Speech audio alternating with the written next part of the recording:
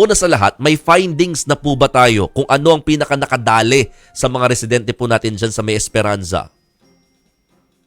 Yes, Sir again, good morning. As to the findings, wala pa talagang final na findings itong ating Department of Health dahil kahapon nga during the meeting kasama yung mga personnel ng Regional Epidemiology Unit ng DOH Caraga ay sinabi ni Dr.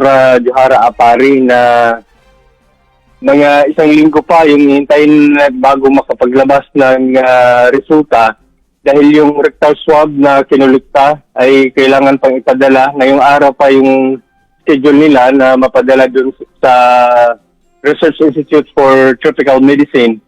Tapos yung water sample naman na nakuha dun sa mga water source ng mga residente ay expected na ngayong araw pa mailabas sa sermon. Okay. So next week pa possible kasi papadala pala kayo ng samples sa RITM. Tama po ako ng pagkakarinig, sir? Medyo na bibingi ako ng konti. Yes, sir. Yun yung information, according to Dr. Johara Apari, Opo. ang chief ng Regional Epidemiology Unit ng DOH Caraga. I see. Pero sir, linawin lang din natin, ilan po ang mga pinaka-nadali nitong pananakit po ng tiyan, pagtatae, pagsusuka, ano po yung mga pinaka-naramdaman nila at kumusta na po sila ngayon so far? Yung sintomas na dinadaing nitong ating mga pasyente ay ito nga, tawag yung sinabi ninyo, pananakit ng tiyan, pagtatae, pagsusuka, kaya naisugod po sila sa ospital. Ang total nun ay 216 na pasyente kung saan pinakamarami rito is 142 na idala po sa naisugod sa Esperanza Medical Community Hospital. Opo. At saan po say, na majority, pinakamarami dun sa mga naisugod sa hospital is mga bata, ranges 1 year old to 11 years old, ang nadala sa mga hospital sermon. Opo. Initially, may sinasabi din, technically sir, ngayon ba may mga nasa hospital pa? Kumusta lang po yung lagay? Para lang po malinaw tayo, out of 216. Out of 216, kahapon ng hapon ay na-discharge na po sila lahat according to the information na nakuha natin sa Provincial Health Office. Sa Esperanza Medical Community Hospital kahapon, kung saan din yung pinakamaraming pasyente, kahapon ng hapon, nailabas na ho lahat sa ospital at hinatid ho ng LGU yung mga pasyente ng barangay sa Tandang Sora. Just for the record, in good condition na po ulit lahat ng mga pasyenteng nanakit ang tiyan, nagsuka, nagtae. Ito pong 216. All accounted naman po silang lahat na maayos ng kondisyon. Tama po ba? Yes, sir. Sa katunayan, nung nakaraang araw pa sana, gustong umuwi ng iba.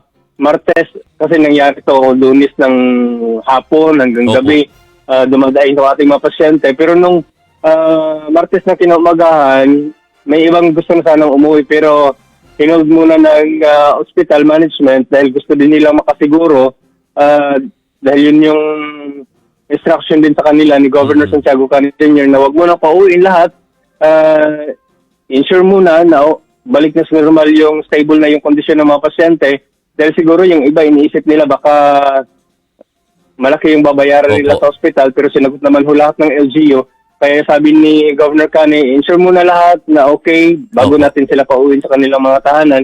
Kaya kahapon lang ng hapon nakapag-release lahat na ng clearance itong Esperanza Medical Hospital at hinatid pa sa kanilang mga bahay itong mga nadaliho natin ng mga residente. Opo. Sir, initially din po sinabi ng provincial government na hindi naman talaga muna nila direktang sinasabi na food poisoning kaagad ang nangyari.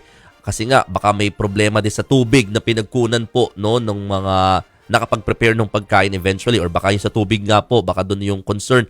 Kumusta lang po ba ang sitwasyon po ng mapagkukunan ng tubig sa inyong lugar?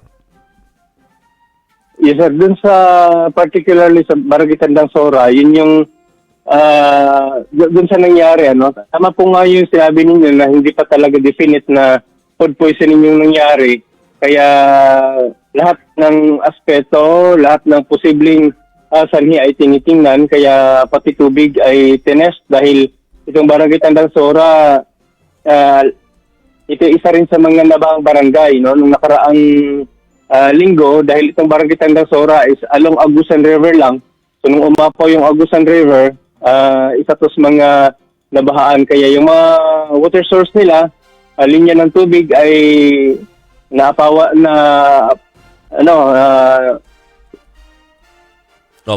din. Kaya posibleng na-contaminate. So isa yun sa tinitingnan, isa sa tinitest ngayon. So, sa ngayon, ang water source naman ng mga residente is napadalhan sila ng water filtration equipments para masiguro magagamit ngayon ng ating mga residente is yung safe na tubig Tama. habang hindi pa natin nakukuha yung final na result sa laboratory ng mga water samples. Sir, very quickly, ito po bang feeding program ng Philippine Red Cross para nga po ito sa mga binaha, di ba? Ito po ba'y coordinated sa inyo at kailan pa po yan nag-start?